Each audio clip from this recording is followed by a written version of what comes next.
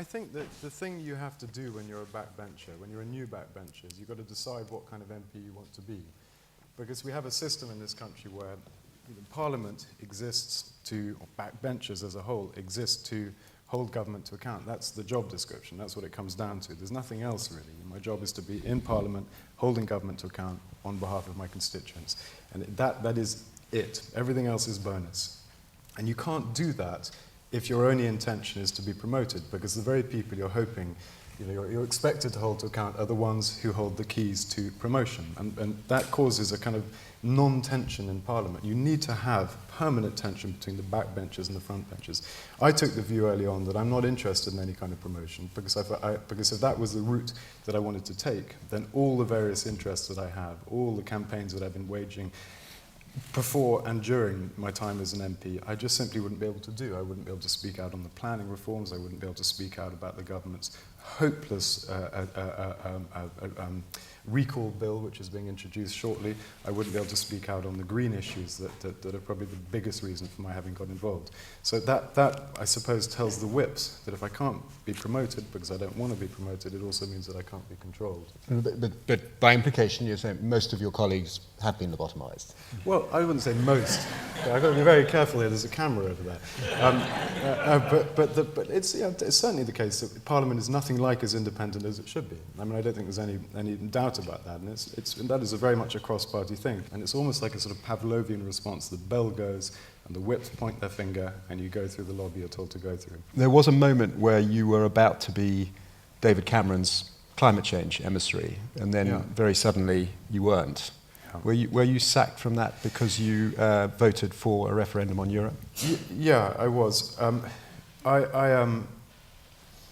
It was a silly process, actually, because it's a job that I will do anyway. I don't need to have a platform or a position to do it. I mean, I'm very interested in how we can put a price on forests. I mean, it's a crude way to put it, but to put a price on forests so that they're worth more alive than dead. If we don't, we're going to wipe out the world's forests with massive repercussions for the people who live there and for all of us. So it's a really, really big issue. It's one of the biggest issues I think we face. So I didn't need a position to do that. I'll do it anyway. And I had already warned senior colleagues in the party that I was not intending to undergo the lobotomy, and therefore there was no point giving me any kind of promotion. I'd said that after 2 weeks of being elected, that I wasn't interested in any kind of promotion when I was offered something at the time. So it was probably a mistake on their part to have taken it as far as it went. But hours before the announcement was due to be made, I was stripped. I think I broke the record. I held the job for quickest firing. -2 hours. I didn't think it was ever formally done. But it doesn't really make any difference. And I don't, by the way, I understand, there is a ministerial code and it's an important thing. Ministers need to kind of speak as one. But the problem is that backbenchers think that the ministerial code also applies to them, and it absolutely doesn't. Can you just talk a bit about that battle that we get glimpses of from the outside within the coalition over green policy? We see now almost every time George Osborne gets up on a platform, he whacks green policies in one way or another. Can you tell us who's on which side of this argument and how is it playing out in government? The small print is that I don't really know, because I'm not in the cabinet and I'm not a minister, and there are a lot of conversations that happen there. So quite often a minister will tip me off about a particular thing that's happening, and my job is to then try and agitate, get as many colleagues as possible to apply pressure. That was the case with the planning reforms, for example, which are due out on Tuesday, which are an environmental issue, among other things, as well as a quality of life issue and a justice issue and everything else. So I'm given an indication that something's going wrong, and I will then get involved. So I don't always know who is on which side.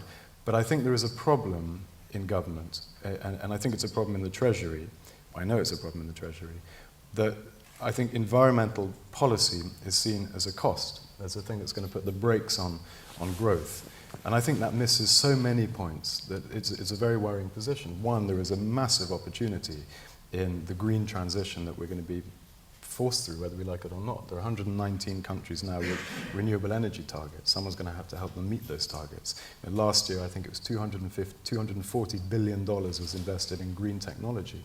So we know the direction of travel is that pollution, use of scarce resources, waste and so on are increasingly going to become a liability, and those countries that are positioned well for this transition are going to benefit. I think it's just an absolute no-brainer, so we should be excited about the growth opportunities. Second thing is that if we're going to recover from the mess we're in at the moment, it just seems mad to try to recreate the conditions that delivered a very, problematic system that we've inherited, both in terms of economics and in terms of the environment. We have systematically trashed the planet. Development and growth have effectively been cashing in the natural world for short-term, very, very short-term gain, and it's just a matter of simple mathematics that if we continue, we're going to hit a wall. So I think for those two reasons, it's really worrying that the Treasury regards dealing with the environment still as a cost. I think you said that there was a policy vacuum inside Downing Street on tackling big business, including the energy companies and banks. You said that David Cameron was not delivering on his commitments on responsible capitalism, and that too many companies, including the banks, BP, Tesco, were too big and too powerful. A policy vacuum. I think the thread that should be running through our various policies and our thinking should be a recognition that things have got too big. And it's not just the banks. We all know what happens when the banks get too big to fail. Taxpayers end up having to prop it all up. But it's not just the banks, it's the retailers. It's the fact that 4 supermarket chains control 3/4 of that sector. I think that is a problem. We have no bargaining power. They're too big. They're bigger than government in many respects. I find it interesting that when Ed Miliband made his conference speech last year, very forcefully in this area, and talked about predators and producers and so on, he was absolutely ridiculed, particularly by people in your party, sometimes by people in his own party. And yet it seems to me he's saying, and has been saying, a lot of the things that you've been saying, perhaps a bit more forcefully than your own party. Is that fair? Yeah, I think that is fair. I think that he was ridiculed because he didn't have a prescription. And I don't think he took it as far as he perhaps could. But equally, the Occupy movement has been very widely ridiculed for not having had a prescription. But I think that there is an huge value in raising this issue, beginning a discussion. And I think I found myself talking on various media outlets about scale, about big business, about corruption of our regulatory system, et cetera, because of what the Occupy people were doing, because they were there and people wanted to talk about it. And I think Ed Miliband was right to raise this issue. I think he was right even to use the language he used.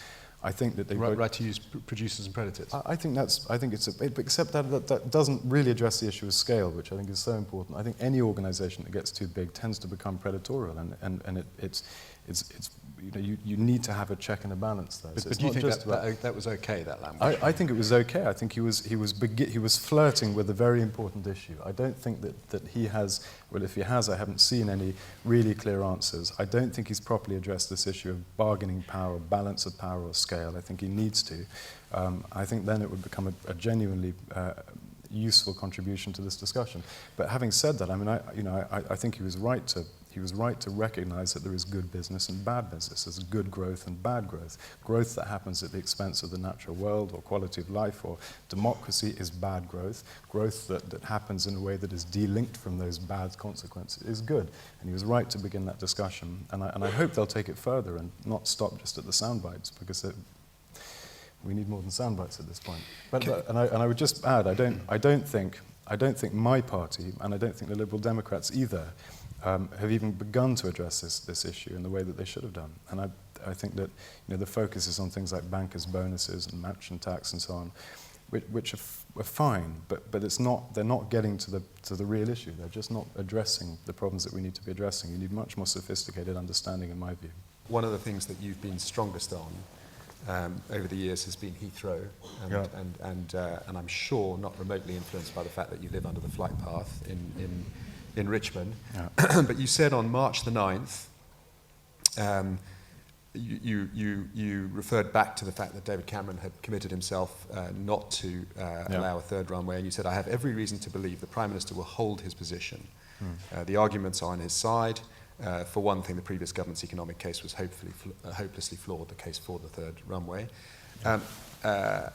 You then had a few days later George Osborne standing up for his budget and saying, "This country must confront the lack of airport capacity in the southeast. We cannot cut ourselves off from the fastest growing cities in the world." He didn't say it, but the way everyone interpreted that was that the Heathrow discussion is open again. Yeah. Is that Well, fair? look, is it fair? I don't know. I hope you're wrong, and I know that's what. I think there's a lot of paranoia over Heathrow because there have been so many broken promises by so many people in so many positions of authority that people will read into anything. Now, you may be right, and it may be that the government is wanting to reopen that discussion. I personally don't think so. I think that there is a consensus now across all three parties on this issue, which has never happened before. So I think the third runway is off the agenda. I made a promise. I think this is really important for all kinds of reasons, but there was an absolute categorical position of the Conservative Party and the Lib Dems in opposition, unambiguous. There was no cracks in the dam at all.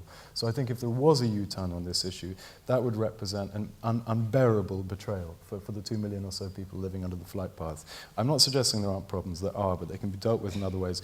I know that I was elected with the biggest swing from Lib Dems to Tories anywhere in the country, and one of the reasons for that, in my view, was because of what the government had said about Heathrow. And there were a lot of people who were sceptical, said, well, how do we know we can believe you? And I said, well, I believe my government, my party. I believe the Prime Minister, or leader of the opposition, as he was in those days.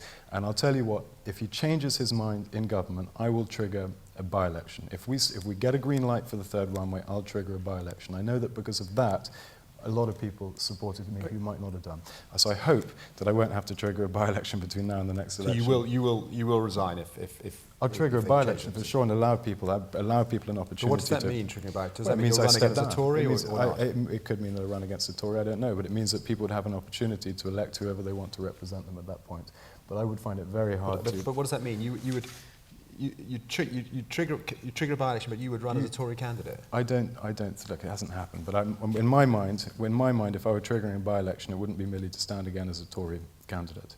You've had more than your fair share of tangles with the press. In fact, probably more tangles with the Murdoch empire than even The Guardian. That's saying something. Years. The former director of communications for your party, one of the most influential people in the government, absolutely at David Cameron's right-hand side, as we all know, was editor of the News of the World when a lot of this stuff was happening. We repeatedly reported on what was going on in that newspaper and what his involvement was in that. How can it be that your leader chose to ignore all that, hired him, took him into Downing Street, ignored a year of reporting of what was going on? How do you feel about that? How do I feel about it? I think it was a very, very serious misjudgment. But it was very clear to me that he was someone who had presided over a very squalid organisation. And if that was going to translate into political usefulness, what does that say about politics? I thought his very presence in the political process would cheapen politics even more than it's already been cheapened, that would demean it and would undermine the Conservative Party that he was working for. I was very clear about that the day he was appointed. I thought it was an error. You told Cameron that? Not Cameron directly, but at senior members of the party I spoke to, I said this is a very, very... in my entire life, I mean, if I held grudges against people I didn't like, I wouldn't have any friends, or people to disagree with. But this is the one person, Andy Coulson, who I refused to have any dealings with, either pre-election or post-election. I just thought his very presence in the Conservative Party was wrong, and that was magnified after the election, where the Conservative Party was suddenly steering this country, running the country. His presence was therefore even worse than it was before the election, even more damaging. So I think this was a very bad error. I think it was an error of judgment across the board. He should not have been given that job, and when the articles began appearing in The Guardian and other places, it should have been obvious much sooner than it actually happened that he should not have retained that position.